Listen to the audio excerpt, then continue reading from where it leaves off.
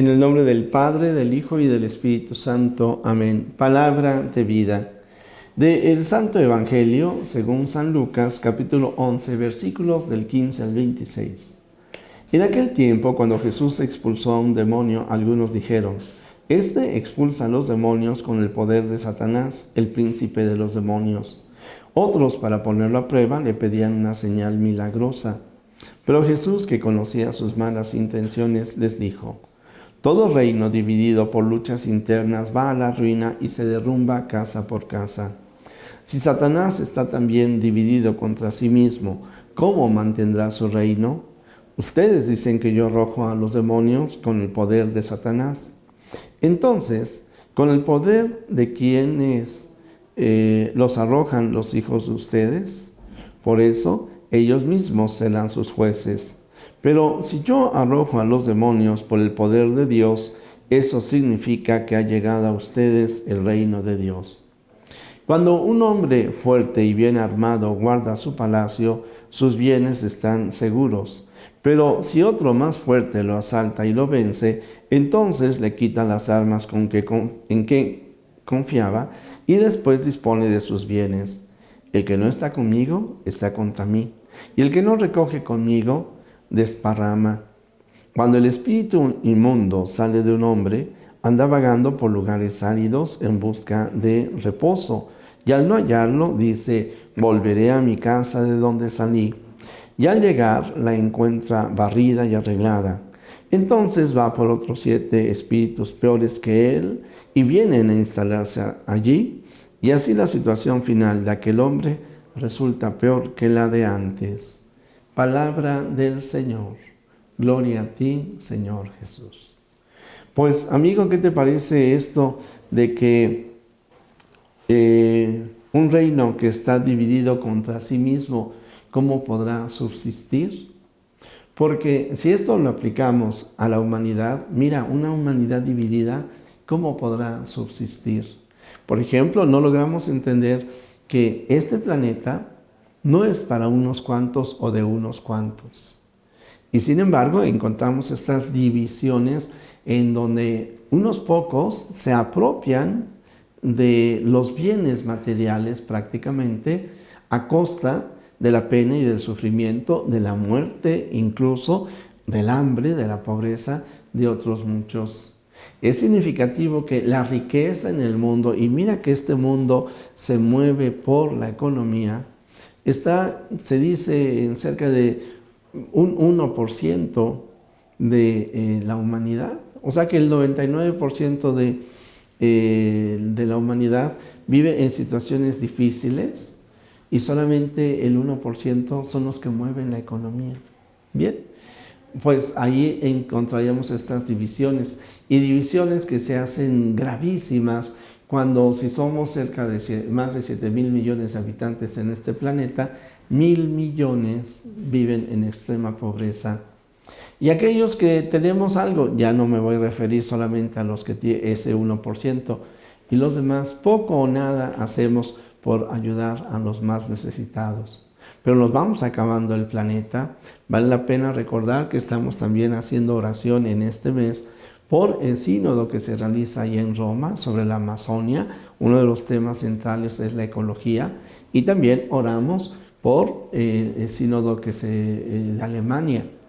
En uno y en otro caso, pues Alemania se ve como la posibilidad de un cisma dentro de la iglesia, la división, Y por otro lado, en el caso de la Amazonia, sobre las consecuencias de estar divididos, de no ponernos de acuerdo, por ejemplo, para ver cómo reducimos el cambio climático, o de qué manera dejamos de arrasar nuestras selvas movidos solamente por intereses económicos. Bien, pues yo creo que vale la pena, lo aplicamos así al mundo y lo aplicamos a nuestro país. Y ciertamente una cuestión en la línea de la política, una cuestión, y es propio de los partidos políticos, el mismo nombre lo dice, partidos, la división. Mientras no se pongan de acuerdo, pues no saldremos adelante. Pero aquí, para los políticos y para los que gobiernan, definitivamente es un error el de pensar que porque se tiene una mayoría en los congresos se puede hacer lo que se quiere. No, se tendría que hacer el bien común, el bien, el mayor bien posible. Y el mayor bien posible es el bien común y no los intereses de equipo, no los intereses de partido, no los intereses de un grupo que gobierna. Por eso es una pena, es una tristeza que no se respeta la vida del ser humano, que se pretendan imponer leyes que despenalizan el aborto, que por otro lado hay que decir que este término de despenalizar, pues quienes están en las cárceles por haber cometido un aborto, prácticamente en el país se habla de 5 mujeres, y eso por situaciones muy especiales. Pero en fin, aquí el asunto es, se divide a la humanidad, no se valora la vida del ser humano por indefenso y entonces cometemos graves errores. Pero bueno, el país, la ciudad, ¿y qué tal la familia? Cuando estamos divididos, cuando tenemos conflictos, cuando nos aprovechamos unos de otros, cuando nos maltratamos en el matrimonio, hacia los hijos, entre los hermanos, tantas injusticias que vemos en el hogar, o cuando nosotros mismos vivimos en conflicto, divididos, porque no hacemos lo que tenemos que hacer. Bueno, pues para cada uno de nosotros siempre hay una esperanza, porque por encima del conflicto hay que buscar la unidad. Y la unidad prevalece. Ciertamente, a veces después de situaciones difíciles, podríamos decir, las guerras que luego llevarán a una paz y buscan una reconciliación, desafortunadamente habiendo hecho mucho daño. Pero sí podríamos decir que por encima del conflicto la unidad debe de prevalecer. Y lo aplicamos a nuestra vida personal, lo pedimos para el mundo, pero cuando tengas un problema en casa, recuerda siempre esto, por encima del conflicto, la unidad. Es el mismo Señor Jesús el que dice, Padre, que todos sean uno como tú y yo somos uno. Si tenemos alguna diferencia con alguien, si nos acaloramos, ojalá no lleguemos a los insultos, ojalá podamos poner silencio y prudencia antes de seguirnos ofendiendo, dejar que se temporalicen un poco las pasiones y luego poder entablar el diálogo. La unidad por encima del conflicto. Mira que me he peleado con mi esposa, con mi esposo, con mi hijo. Bueno, en el momento yo puedo pensar que tengo la razón o que con quien me peleé tiene la razón, pero no me puedo quedar enojado, separado, dividido para siempre.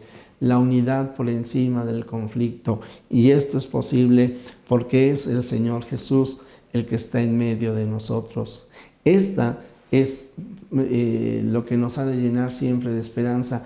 Y recordando a San Francisco, aquel hombre que vive, así se le llama, o así se le dice, reconciliado con el mundo, recordamos aquella bella canción, hazme un instrumento de tu paz. Que cada uno de nosotros seamos efectivamente instrumentos de paz, pacificadores. Que en lugar de la emoción, la razón, que busquemos siempre la unidad. Recordando pues lo que meditábamos hace unos días. Me han ofendido, perdonaré. Ofendí, pediré perdón. ¿Y cuando lo recordábamos? Cuando meditábamos el Padre Nuestro. Perdónanos como también nosotros perdonamos. Pues amigo, ahí está, en tu vida diaria, con tu familia e incluso en tu relación con Dios. Si has fallado, recuerda que el Señor te sigue amando. Y si tú has roto la comunión con Dios, Él no ha roto la comunión contigo. Porque efectivamente para Él, y muy en particular en la relación contigo, con el perdón que Él te da, siempre la unidad prevalece sobre el conflicto. Fallaste, pídele perdón a Dios. Recupera tu unidad y tu integridad. No dejes que la pasión te domine, que el enojo esté por encima de tu vida o que el pecado te esclavice. No, el amor de Dios, la unidad que Él te da, que fortalece contigo a través de la paz y del perdón y de ese amor, es lo que deben de estar en tu corazón. Así, reconciliados con el Señor, podremos reconciliarnos con los demás y podremos trabajar porque la humanidad se reconcilie entre ellos, entre sí, y se reconcilie con Dios. Jesús, que todos te conozcan y te amen, es la única recompensa que quiero. El Señor esté con ustedes. La bendición de Dios Todopoderoso, Padre, Hijo y Espíritu Santo, descienda sobre ti, te acompañe hoy y siempre. Amén.